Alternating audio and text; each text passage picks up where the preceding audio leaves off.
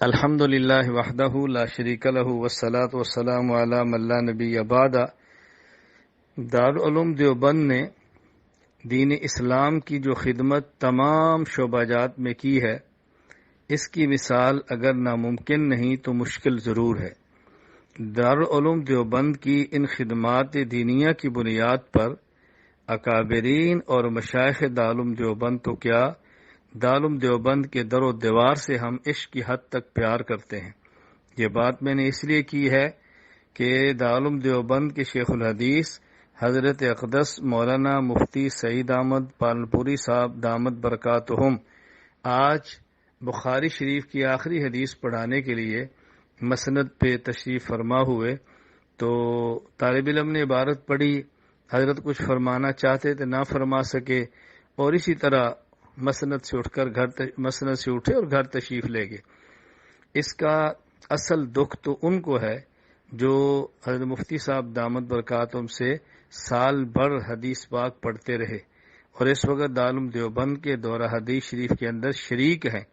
لیکن ہر وہ شخص جس کو دارالعلوم دیوبند سے عقیدت ہے، محبت ہے، وہ غم زدہ ہے۔ ہمیں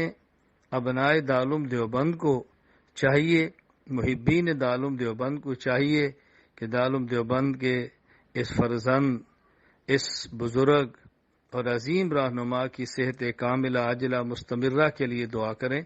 اللہ تعالی حضرت اقدس کو صحت عطا فرمائے، ان کو صحت عطا فرمائے، پورے عالم اسلام کے ہر فرد کی آنکھوں کو ٹھنڈا فرما دے، اللہ ان کی عمر میں برکت دے، اور دارالعلوم دیوبند کو اللہ تعالی حادثات سے محفوظ رکھے، شرور و فتن سے محفوظ رکھے، اللہ تعالی اس کے فیض کو عام فرمائے۔ اور ہم تمام چھوٹوں کو یہ عزم کرنا ہے کہ ہمارے اکابرین اور مشائخ دارالعلوم دیوبند نے جو فکر دی ہے، ہم نے اس کو مزید عام کرنا ہے، اس فکر کی حفاظت کرنی ہے،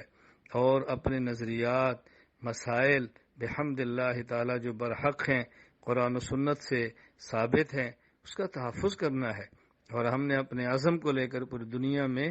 دارالعلوم دیوبند کی عقیدت میں ڈوب کر انشاءاللہ العزیز اپنے مسلک کا، منہج کا خیال کرنا ہے،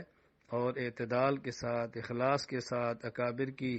فکر اور طرز عمل کے مطابق دنیا میں اس محنت کو لے کر جانا ہے۔ اللہ تعالی حضرت مفتی صاحب دامت برکاتہم کو صحت کاملہ عاجلہ مستمرہ عطا فرمائے۔ میں بطور خاص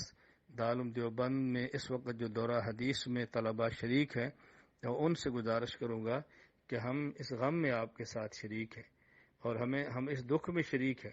اور میں آپ کے لیے دعا کرتا ہوں، آپ میرے لیے دعا کریں، آپ جمع رہیں، اپنے استاد جی کے لیے دعا کریں، اللہ سے گڑ گڑا کر مانگیں، اللہ سے آہوزاریاں کریں کہ اللہ تعالیٰ استاد جی کو صحت عطا فرمائے۔ السلام علیکم ورحمۃ اللہ وبرکاتہ۔